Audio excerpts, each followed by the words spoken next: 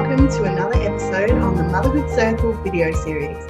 I am so thrilled that you're here again for another episode. Today I had a chat with real life mum Melani, and today we talked about her pregnancy, her birth, and also her postpartum, and how the support that she had creating her birth support and her pregnancy support and also her postpartum support really changed her motherhood journey for the better. She talked about some of the challenges she had as a high risk, high BMI woman, some of the interventions she had to fend off, how she navigated those, how she ended up getting top obstetrician in the hospital to support her.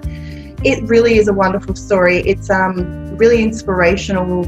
It gives me a lot of hope and also a lot of information in regards to what high BMI women truly have to go through just to have a natural vaginal birth. So as I say, grab a cup of coffee, grab a cup of tea, snuggle up and enjoy this episode. Melani is a 30-something mama to Hamish, a 2-year-old pocket rocket who keeps her on her toes. She's also a travel agent, photographer at Melanie Jane Photography, and a blogger at The Ambiguous Mama, and wife to Dustin. She loves to travel, drink coffee, and talk all things pregnancy, birth, and parenting. Now, I have to give a little disclaimer here and just let you know that there is a bit of swearing in this episode, a little bit of language, so make sure that you've got your earplugs in if you've got children around, and you've got the sound down so little ones can't hear any of the bad words. Thank you. Hi Melani, I'm really excited to have you on the segment today. How are you going? Yeah, not bad, thanks Ash, not bad. You know, the usual mum stuff. And you're a mother of one. And we knew each other through our own pregnancy group, and I'm so blessed to have you on today because you've got an amazing, basically, I guess, pregnancy story right through to birth and then motherhood. So I'm really blessed to have you here to share basically your challenges, your wins, your triumphs, everything really. So let's start at the start. Let's start from when you found out you were pregnant and let's go from there. Oh, okay. So I remember I came home and I had the pregnancy test stashed away in my handbag, and my mum was here, and I was keen as mustard to get her out the door. I was like, yep, you can go now. See ya.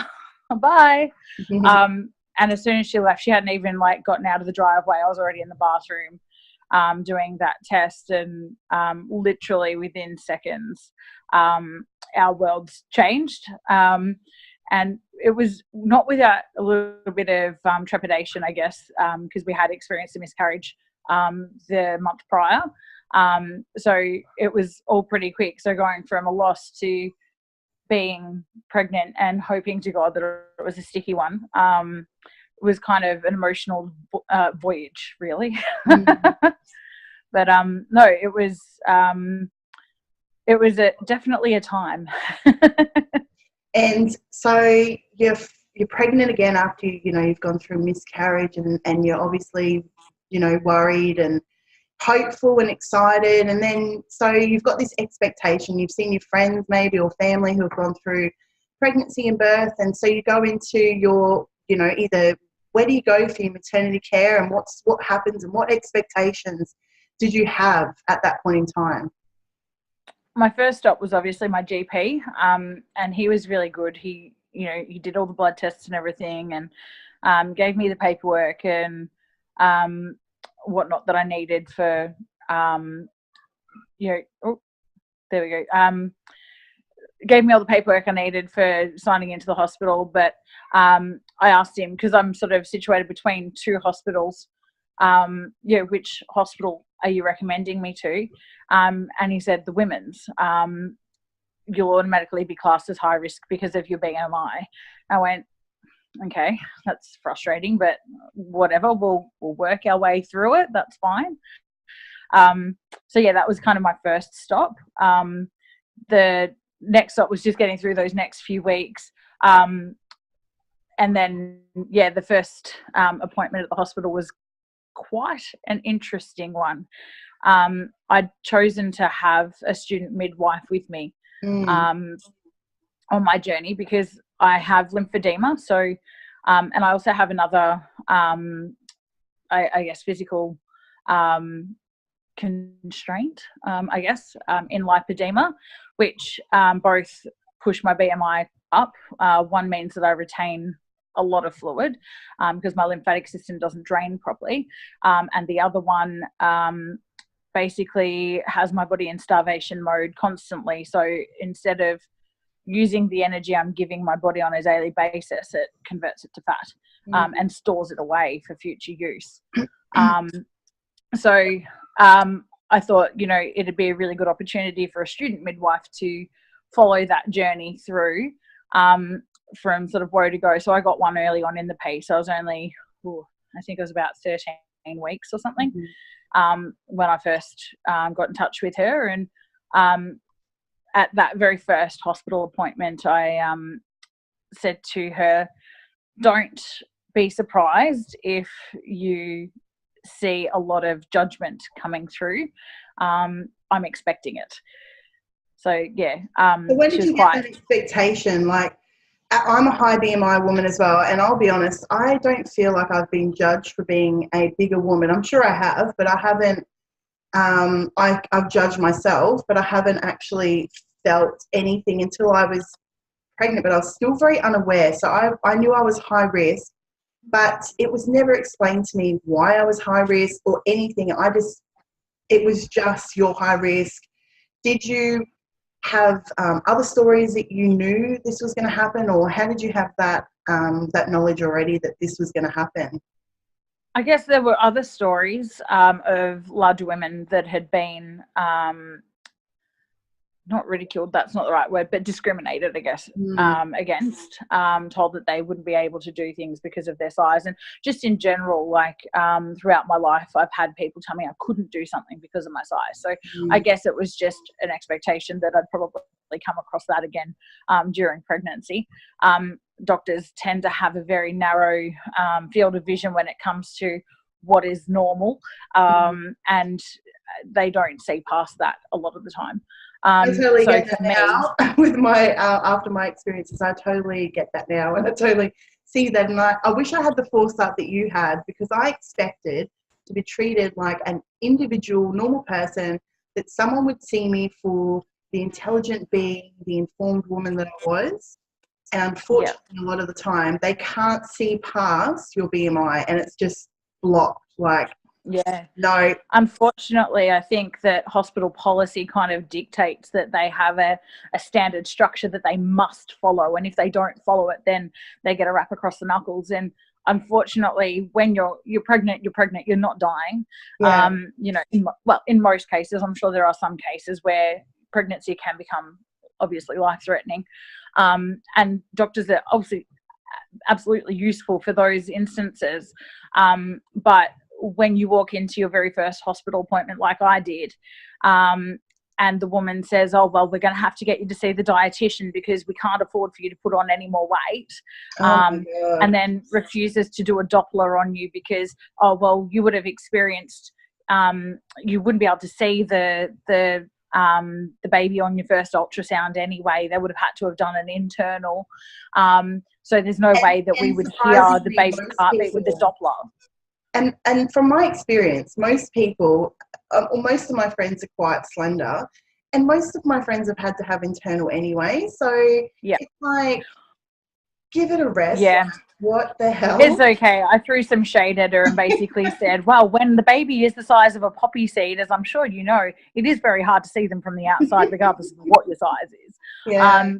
But it was at that point that I really knew that I was going to have to be very rigid in my approach to my own maternal care, and make sure that they knew that my wishes were going to be met and not just their wishes forced upon me. The Doppler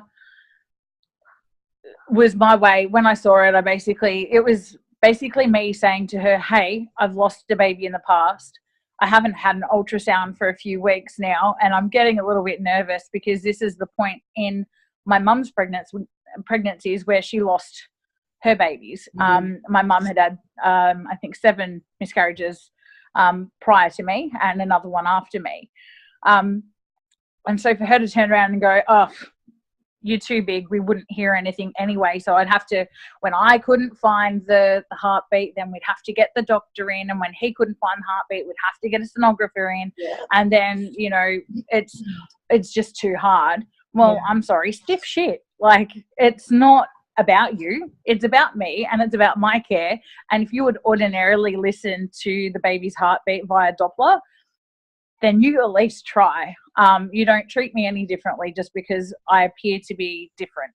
I'm not. I'm still a woman. I'm still with baby. Like, my care should not be that different to any other person's. Yeah. Realistically. And as it so happened, I did put in a complaint about her to the patient's advocate. They weren't the only things that she did that were wrong. She basically said, these are your care options, and then told me this is the kind of care option that I had.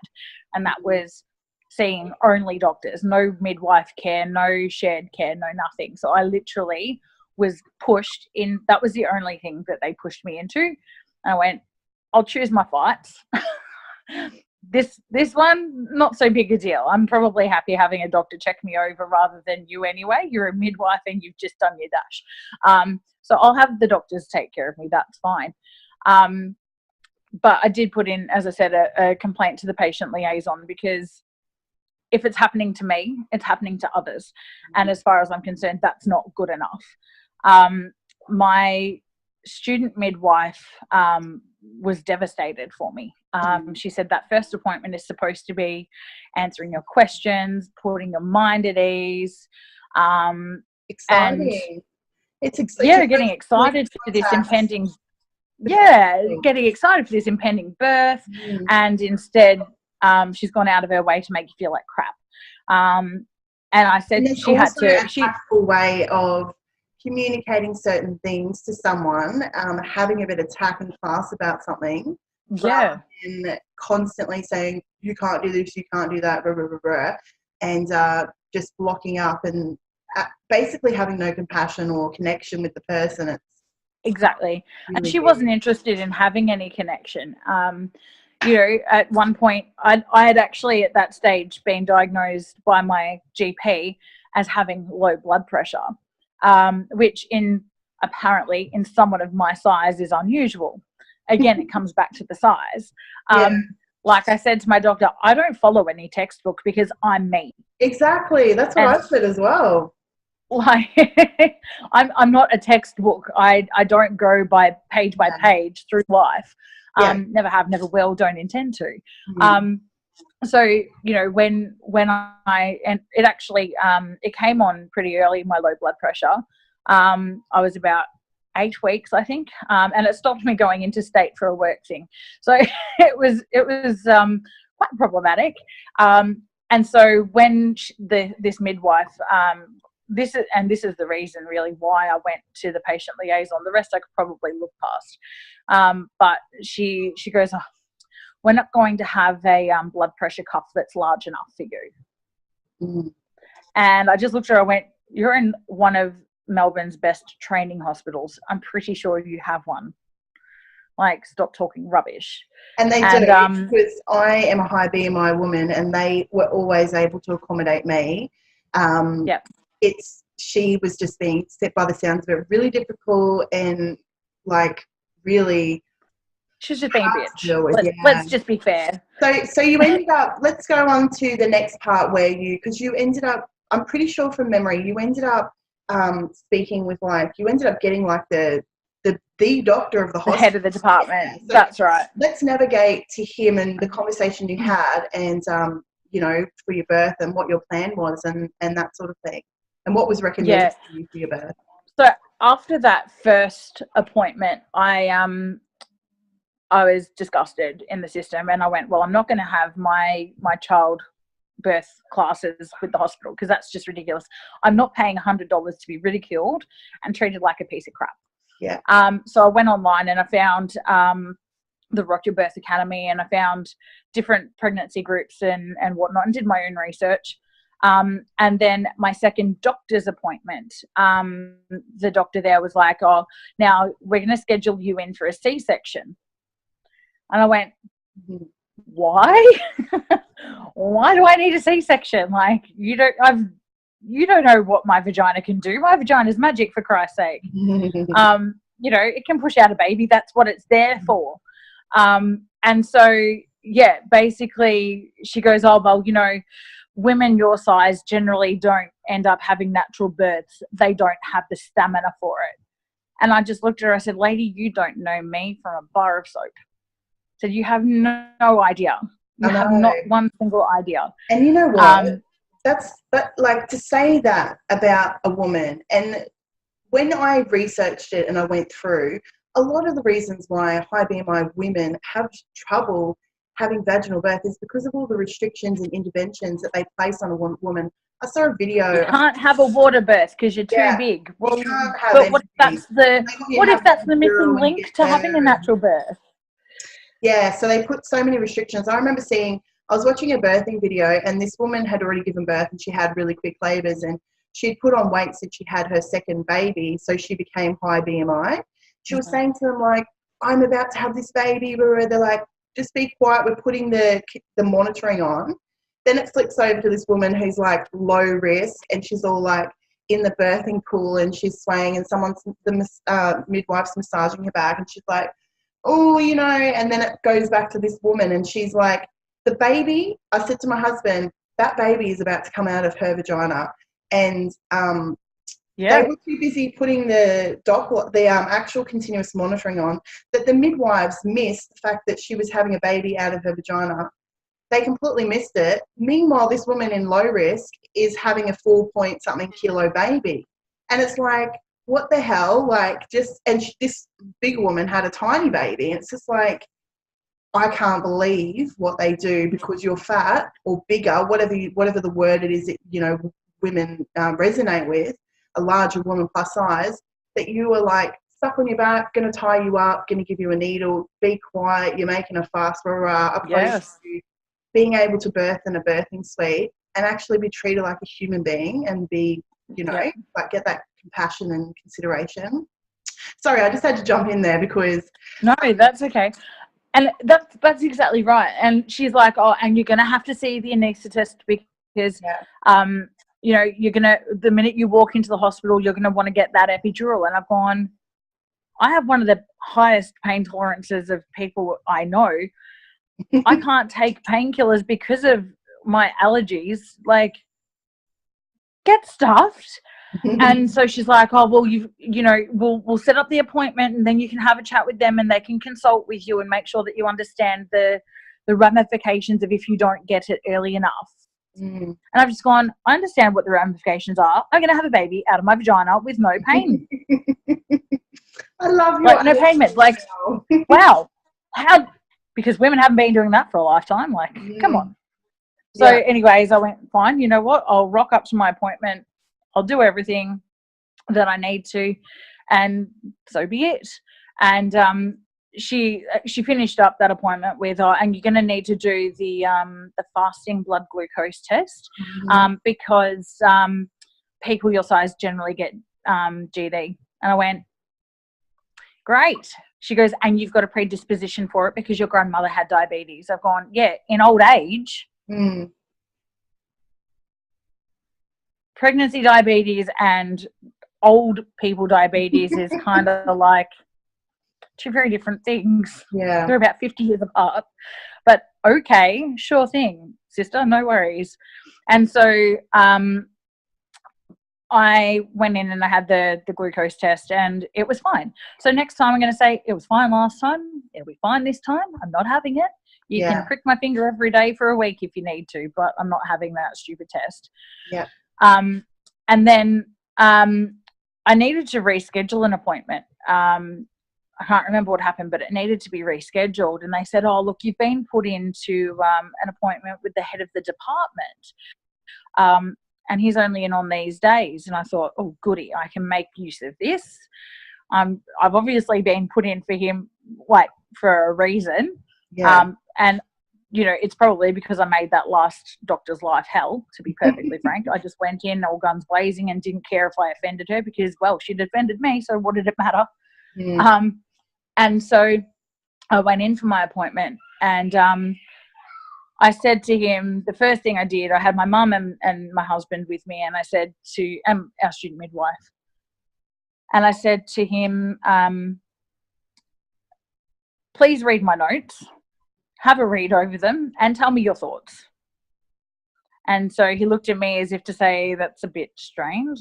Like, usually I'm the one giving the orders here, but okay, no worries. And to his credit, he looked over it and he goes, well, to me, it looks like you are a woman having a perfectly normal pregnancy and you're not high risk. So I don't understand why you're here with me, because normally I deal with people who are super high risk. And I went, can I marry you? Because you're the first person who has not treated me like a piece of crap that walked in on their shoe. And he went, I'm sorry, what? And I explained to him the situations that I'd been finding myself in, and he just looked at me and he was red in the face. Like, he was just angry as all hell. And he said to me, I'm really sorry that that's happened. He said, obviously my team need a bit more training on the empathy and the compassion and just general professionalism, to be fair. Let's be honest here. Let's not beat around the bush. He goes, it sounds like from what you're telling me that you've educated yourself. You know that it could be a hard road because you are bigger. You're well aware of the difficulties that you might face, but you're doing everything in your power to ensure that they don't stop you from your end goal, which is having a natural birth. He said, and you're absolutely real. You're absolutely right. You don't want a C-section with the lymphedema because you are at more risk of an infection on your C-section scar should you have to need it. So we want to do everything we can to avoid it. Not like every other doctor has been telling you and saying you're going to have a C-section. So at that point I said to him, I don't want to see any other doctors. I only want to see you. Is it possible to arrange that? And being in the public system, he's like, look, I will organise it so that you only see me. He said, but there may be occasions where someone else has to step in at the last minute if I'm away for whatever reason, catching a baby or whatever the case might be. Yeah. And he was fantastic. From that point on, I felt much more relaxed within the system. I told him what my birth plan was, and I told him at my next appointment I was going to have a list of questions to ask him, and I did everything from can I use the birth pool to, you know, can my husband stay in the hospital with me, you know, through the night after the baby's born, all that kind of stuff. And I treated it as an interview, because what I came to learn, I guess, throughout the whole process was that I was employing them. They were my employee and they were working for me, not me working for them. And I think that is where a lot of women get lost in the system. Especially when you are paying, like, obviously when you go public, I can see why the lines are blurred, but when you're paying a private obstetrician, I think it gets really confusing for some people. But my God, if I was paying thousands of dollars for somebody, you are going to do what I want you to do within reason. 100%. Like, I obviously understand, but I love that attitude. Yeah, I think it's really important for women, and the hospitals will never tell you, but it's really important that you treat it like an interview. If you don't like what you're seeing, get rid of them. Fuck them off. They don't deserve you, pardon my language. They don't deserve you or your money. You know, you're paying their bills by giving them business. And you are employing so much them. Support out there. And in your case, it was a matter of just finding that right person. And it seems like it was by sheer luck or because you had made the complaints that it had to be escalated from their policy. But you know, if you hadn't and you had stuck with that midwife, you know, goodness knows how your mindset would have been by the end of it. Yeah, guaranteed I would have been on the butcher's block. Yeah. From the way that she was speaking, I would have been on the butcher's block. And I know that's a really rank way of saying it, but it is. In a lot of hospitals, it's treated as just a, you know, next. And there's no human touch at all, and birthing is all about that, you know. So for me, I guess the next time around I will be more at that first appointment. It'll be a case of, right, I've been here, I've done that, I've got the t-shirt and the child to prove it. You're not going to railroad me into anything. Let's have a discussion about my treatment and how I expect to be looked after. And if you can't do it, let's find someone who can, because I'm not taking shit anymore. And literally, I think it's really important for women to remember that pregnancy is not a disease. It's not something that you're dying from, unless obviously it becomes complicated, in which case, take your doctor's advice. But it's a reciprocal moment, I guess. You're asking them to help you through a transition in your life. And if they aren't comfortable, or if they aren't making you comfortable, then you need to be able to go, get out. And that's ultimately what happened when I presented to the hospital. I ended up firing the obstetrician on duty because I was not happy with how they spoke to me. I just didn't want that. So let's go to your birth. So you were going through your pregnancy and you were seeing your obstetrician and everything was fine from that angle. You finally had someone to support you. So that means that you avoided any of the interventions like induction, or did you still have to have those conversations? And then, so you went into spontaneous labour. Let's go from basically like the last weeks of pregnancy to your birth. Yeah. So I had really severe, SPD. So symphysis pubis disorder, and I still suffer from it today. Apparently, when you stop breastfeeding is when it starts to get better. But I don't know if it. I feel like I'll never stop breastfeeding at this point, but we'll get there. And so I was seeing doctors more regularly, just because of pregnancy in general, but because of that as well. And so in the weeks leading up, I'd said to my mum and my husband, this baby's going to be early. Like, he's not going to arrive on his due date. He's going to be early. I can just tell. And sure enough, he was a week early. I remember it. Oh my God, it's so clear in my mind at that moment. I woke up, I checked the time, and it was 4 o'clock on the dot. I'd been waking up at 4 o'clock on the dot for like 3 months. And I stood up and my waters broke. All over the carpet, all over the carpet. And so I reached over and sort of gave hubby a bit of a shake and said, yeah, so the water's just broke. It might be go time. And he's like, what, now? And I'm like, no, later. Why is it that men, I'm just going to segue here. Why is it that men go, what, now? No, my water's broke 10 minutes ago. Yes, now. Anyway, so that's okay. That's all right. It was 4 o'clock in the morning. We'll give that to him. And so my contractions started about 20 minutes later. And my mum had gone home that night to Ballarat, an hour and a half away, of course, to do some things before, coming back down to help out. And basically I rang her maybe 15 times and there was no answer. And so I had two options at this point. One was to ring my auntie, who lived just around the corner from her.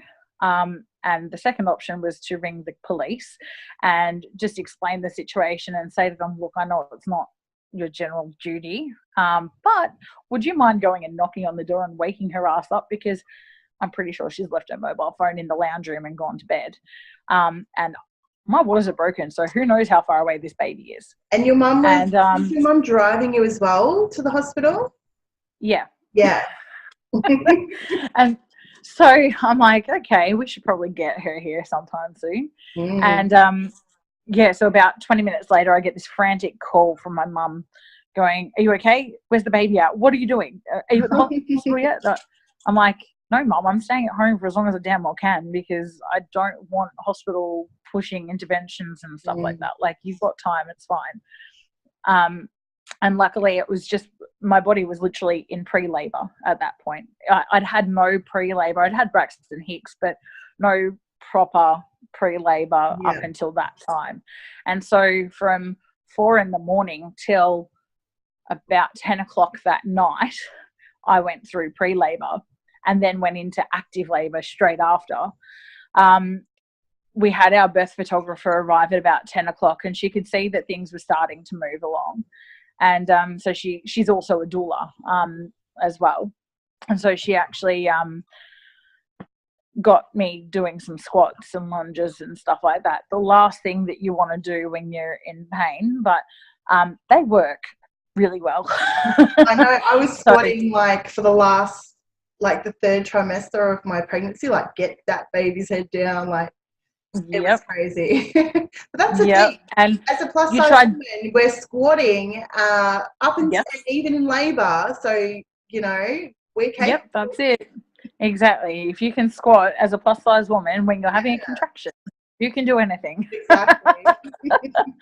But so I ended up just lying in bed and just letting the contractions roll over me. And our birth photographer came in and she goes, look, I feel like you're getting to a point, because she's obviously being a doula as well, she's very well versed in what labor looks like and at what point you're starting to get to the show end of things, I guess. And so she said, look, I can hear things are changing. Do you want to go to the hospital now? And I couldn't answer her because I didn't know. I was in that sort of no man's land of, was I ready to go, or could I deal with what I was going through a bit longer without any pain relief? And at about 3 o'clock in the morning, we rocked up to the hospital.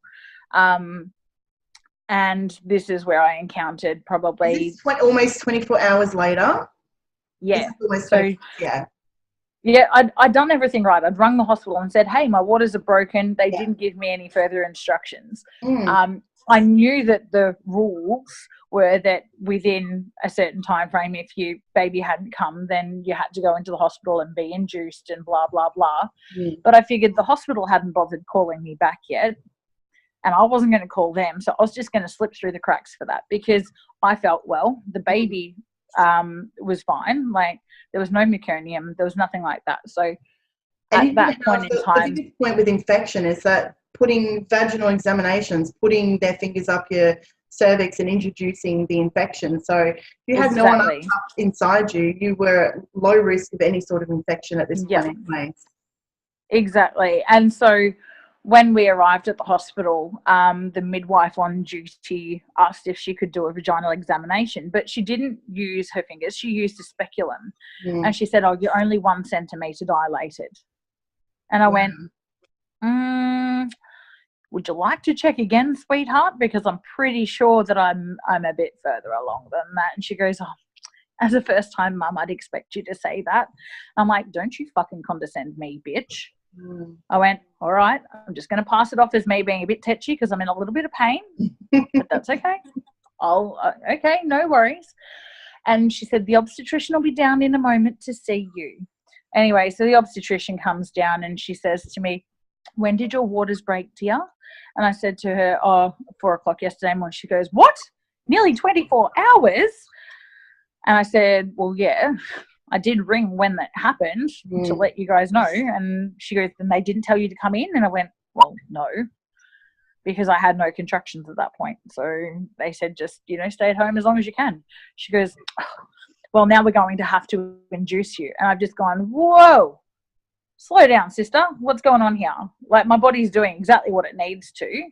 It's I love how you're having this conversation in labour, while you're in labour, you're using the wrong parts of your brains, having these conversations with people while you're trying to get in the zone. But let's not forget that I didn't know how painful that labour was going to be, and so I would absolutely need an epidural.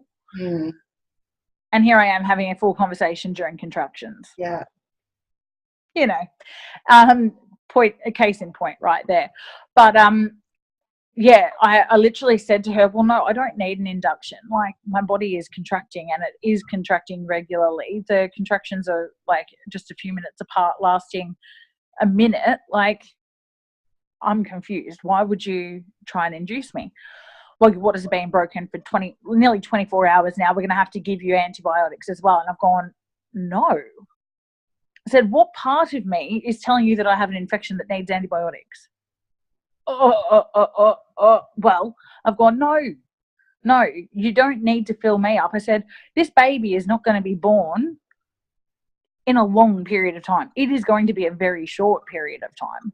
I can tell you, but you're only 1 centimetre dilated. I've gone, and I don't think your nurse can count. And, you know, as we know, or at least we know now, even if you were 1 centimetre, that is no indication of when your baby's going to come. I know I have many friends who are 1 centimetre and then like an hour later they're having a baby pop out their vagina, you know? Yep. No indication. That's it. At all. No, not at all. And so I went, no, I don't give you any permission whatsoever to give me an induction of any sort. You can get stuffed.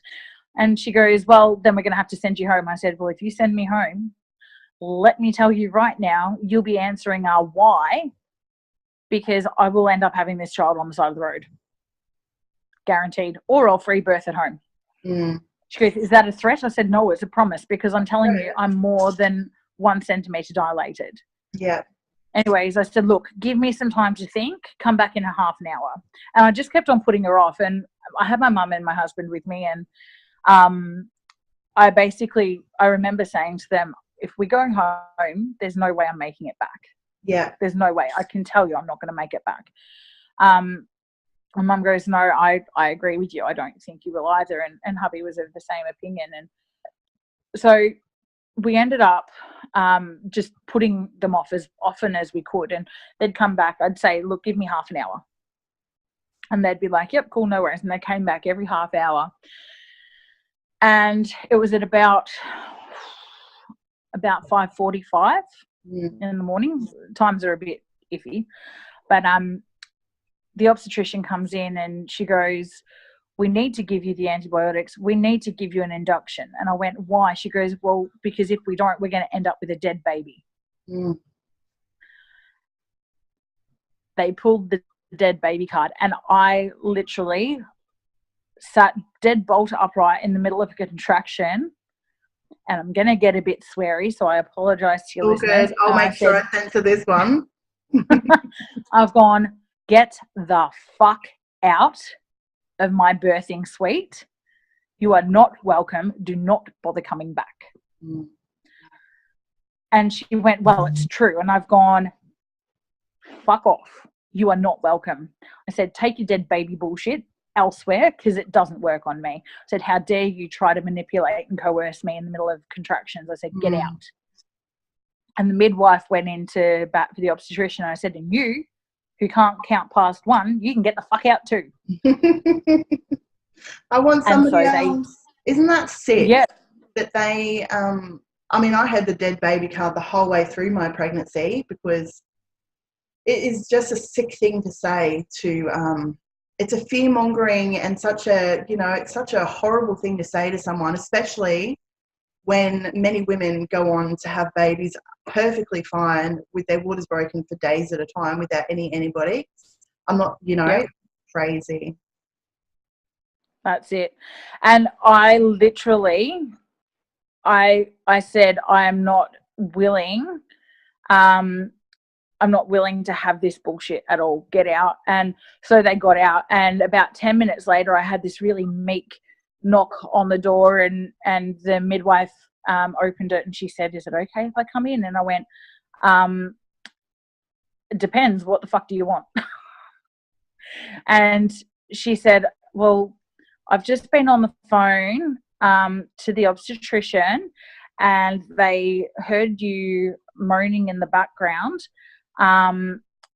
And basically they would like to know, they would like to do an internal examination. And I've gone, now, properly, like with your fingers, or are you going to just have a look up there instead? Like, what? And I said, why? Why do they want to know? And I've gone, well, because Well, they thought that you were a different labouring woman that had come in. They think that we're a bit closer to having this baby than we thought. And I've gone, okay, go right ahead. I said, but if this is some kind of sick way of trying to induce me without my permission, forget about it. And she goes, oh, no, we have to get paperwork and things like that for any kind of an induction. So yeah, about 10 minutes later, after I'd told them under no certain circumstances to get out, I had the midwife very meekly knock on the door and ask if she could do a proper examination. And I had to ask with a laugh, why now? Why the about face? Why do you want to do your job properly now? And I was told basically she'd been on the phone with the obstetrician who had heard me labouring in the background and thought that I was a different labouring woman. And when she was corrected that no, it was still me, she kind of went, oh God, okay, well, I think maybe we were wrong. Perhaps we have a baby on the way a lot sooner than what we originally thought. Let's go and check her out.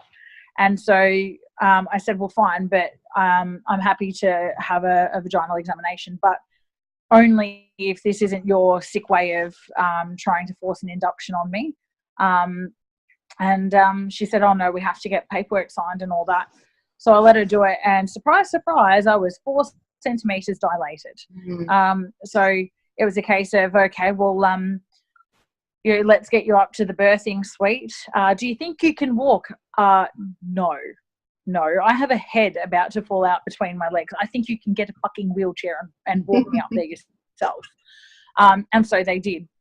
So we got up to the birthing suite, and it was a completely different atmosphere, I've got to say, going from the triage section to going into the labour and delivery room. The minute I walked in there, I said to them, I only want gas unless I ask specifically for something else, and then I want you to try and talk me out of it. I don't want an epidural, you can stick it, and I want to use the birth pool. And of course I got no, because of your BMI, we can't do that. It's too dangerous. And I said, okay. But by that stage, I actually knew, I think, in myself that I wasn't going to need it anyway. So I ended up locking myself away because there was so many people in there. I mean, we had my mum, my husband, my mother-in-law was there, a birth photographer, student midwife. Like, it was a bit of a circus, to be honest. But every single person in that room knew what their job was. Every single person on my birth team knew what their job was. And so they just held that space and made sure that the nurses knew what my birth plan was and not to interrupt me. I locked myself away in the bathroom for a good 5-10 minutes, I think, and really just centered myself and went, right, it's game on. This is it. You're away from the hands of those idiots downstairs now. Now's the time to really focus and bring this baby down. And so I went back out to the bed, and I always thought that I'd be quite a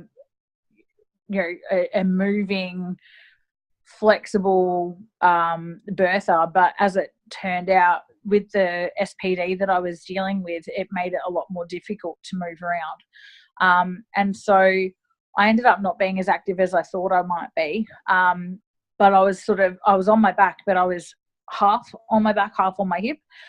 And I mean, we got into the birthing suite at about 6:30, and Hamish was born an hour and 10 minutes later. So I literally, I said, I was very quiet, like I was moaning a lot.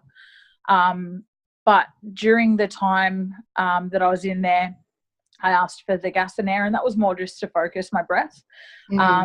I needed something to focus on, and that mouthpiece was it, because I was hearing the noise and I could focus on making the right noise. Yeah, I can relate to that actually myself. The gas actually didn't do anything. I think it was like really low, but it was just taking those deep breaths and like being able Yes. to was really helpful.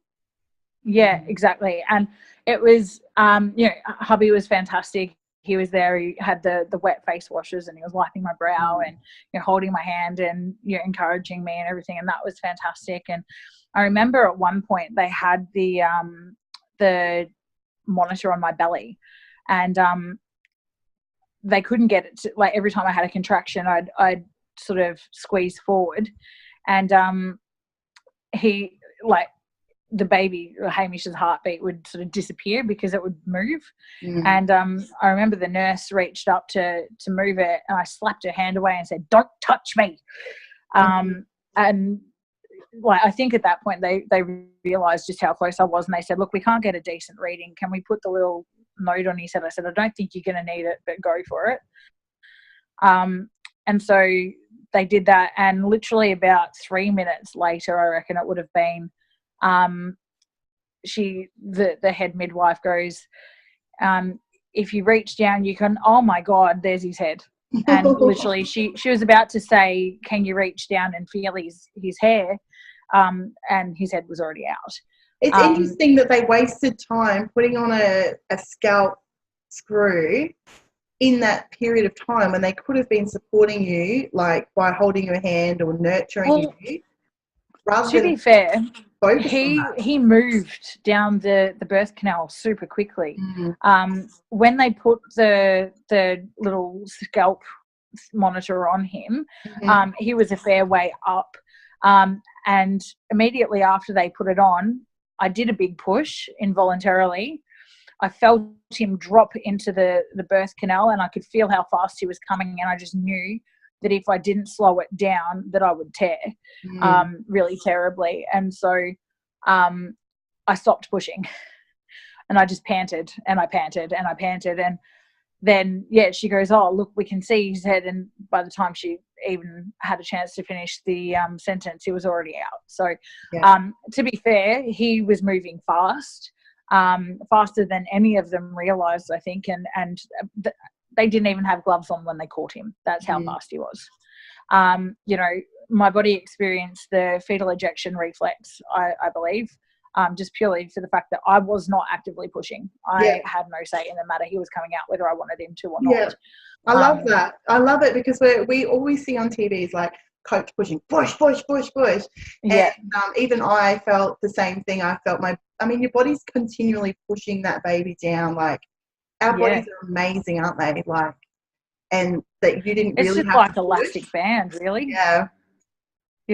I just yes, one of the things that I gave on my feedback form was that I feel like they could have observed more and done less. Yeah. And just watched how I was performing, because it was, birth is a performance. When you have that many people surrounding you, even if they're just watching, it is a performance of sorts. And it's about allowing the woman's body to do what it needs to so that it can perform without interrupting it. And once I got out of that triage section with that stupid obstetrician, my body was I'm very lucky, I think, because I can go and compartmentalize things. I don't focus on the bad stuff. I just go, right, you're an idiot, you're out of it, box you away and put you to deal with later. And, move on with things and go to the next part. So I think in that respect, I'm quite lucky. Yeah. You definitely, like, from hearing multiple births, like hundreds of birth stories, and hearing people's, especially the first time mum, you intuitively believed in yourself and your ability, and you were able to disconnect from people and not let their opinions or their, whatever it was, affect you fully. Like, that's amazing. I mean, my thing was, in a way, I guess it's good and bad. I wanted to prove them wrong. I wanted to prove that I could do it without all the drugs. I wanted to, and sure, I had some gas and whatnot, but it really did nothing. No, it was just to focus. And you did it. Like, and your baby came out your vagina. That's it. Exactly right. And, I think it was a case of, I told you I was give birth naturally. And look, oh, here we are. I gave birth out of my vagina like a normal everyday woman, and you told me I couldn't. So suck it up and stop telling women they can't. Yeah. Because it's all, a lot of it is in the mindset, and all birth is birth, and all birth is special. But at the same time, I think that there are some women who definitely experience more hurdles to get the natural birth that they want, and are entitled to. So, yeah, it was, particularly a big goal that was kicked there. Yeah, and also, like, I'm reading an amazing book at the moment on natural birth, and you know, they talk about women are empowered and in their full glory, and they go into motherhood feeling powerful when they have the birth that they want or, you know, desire, and because you've kicked that major goal. And I can totally see, because having, you know, medical births like C-sections myself, I went into motherhood feeling like a complete failure. So I had I was feeling like a total loser, like complete failure. So it's But nice. this is the thing, like, I think it's really important that women who don't get the natural birth that they went in for, I think it's really important for them to understand that it doesn't matter how you birth as long as you have been supported and empowered on that journey. Because C-section birth is still birth, 100%. I believe that 100%. I think it comes down to understanding that sometimes things are out of our control, whether it be the baby's not communicating with the body properly, or your body's not doing what it should because there's something happening, interventions, you know, whatever the case might be. As long as you have that support and that, I guess the support and the kindness as well from the team that are taking you on that journey, because it's important to feel connected to your birth regardless of how you've birthed, and all birth is birth. And I think 100%. Unfortunately, a lot of women are having traumatic experiences, traumatic births, because they're not getting that support. They're not feeling supported. They're not feeling like they've got a team around them. So that goes back to what we were saying earlier in the piece about finding the right support, having a birth team, being empowered. So I think there's a lot making sure that the people that you're employing are the people for the job. If you're not comfortable with just one person on that team, that can be sometimes the straw that breaks the camel's back. Definitely. You know? So let's talk about sorry to cut you off. No, that's okay. Let's talk about, because you were empowered after your birth, let's talk about your postpartum, because you were mentioning that you had your mum with you for 10 days and she really made a huge difference as we're talking about support, as a part of your support team, and how that impacted your journey through to motherhood and your breastfeeding journey and all that sort of thing. Yeah, so my mum had organised to stay with us for 10 days past Hamish's birth. And during that, Hamish was born a week before Christmas. His due date was Christmas Day. And so being born at that time of year was already hectic. But having her stay with us meant that we could focus on learning who this new little person was. You know, getting to understand his little routine rather than trying to set one of our own, which I found was far easier to do than to try and set his own, like set up a new routine for him. We didn't have to worry about the housework. We didn't have to worry about cooking because it was already being done for us. And if we needed a shower or a nap, then there was a set of arms there ready to cuddle, you know. And so that to us was really important. It allowed us the time and the space to grow into becoming parents. They say that when a mother births her baby, she goes through this transformation from maiden to mother, and it's true. You go from being this individual to being attached to a child almost 24/7, whether it be through breastfeeding or bottle feeding or whatever. You know, but some babies just won't sleep unless they're in someone's arms. And don't listen to people who say you're going to make a rod for yourself. If your baby sleeps in your arms and only your arms, that's a lie. I can absolutely say that 100%. That's a lie. Your baby will eventually sleep in their cot, I promise you. So I think it's really, if I hadn't have had that support with mum staying down, I think that I probably would have gone down that rabbit hole, because a lot of my friends who I thought would be there for the journey disappeared. Those girls who I thought would be there to give me some guidance and who would be there for me to, you know, use as a shoulder to cry on, they kind of disappeared. And so instead I had my mum, and she was great. She'd had a baby before, you know, she had done her research and understood some of the nuances of having a baby in today's day and age as opposed to having it 30 odd years ago. And so she understood that as my role was to become a mother and learn to be a mother, and for my husband to become a father and bond with our child, we just needed that space. And so she actually did a bit of research on postpartum doulas, and that basically was her job. She would give us space, like she'd go out and do the shopping for us, and that gave us a few hours of just being alone with the baby, but not long enough for us to become terrified to the point where we're going, oh my God, what happens next? This baby won't stop crying and we're going mad. We're going out of our minds. Oh my God, what happens now? We knew that, you know, in a short period of time, someone else would come back and, you know, help us through whatever, you know, hiccup we'd hit next. You know, it was exactly what we needed. And if I didn't have that support, I think I probably would have gone down the rabbit hole of postnatal depression for sure. And I know that not everyone's lucky enough to have a mum who is, or a parent who is willing to be so helpful.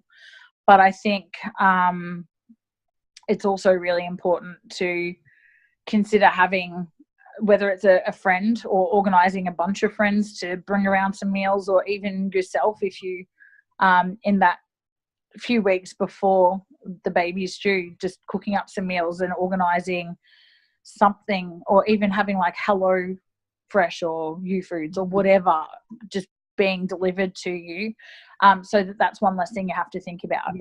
Whether it be hiring a cleaner or even hiring a postpartum doula. I think it's really, really important. Well, it's one hell of a journey you've been on, Mel, and I'm like stoked that you've come on and shared your journey, your pregnancy, your birth, and your postpartum. I'm really inspired. I've always been inspired by your strength and your courage. And I know that so many women are going to get so much value from this. So thank you so much for coming on today. Oh, thanks, Ash, for having me. I really appreciate you hearing my story and getting it out there to people. And I hope that if it helps even just one person, then I'd be happy. I think you've done your job. You're definitely going to help at least one person. You've at least inspired me today. So thank you so much. Oh, good.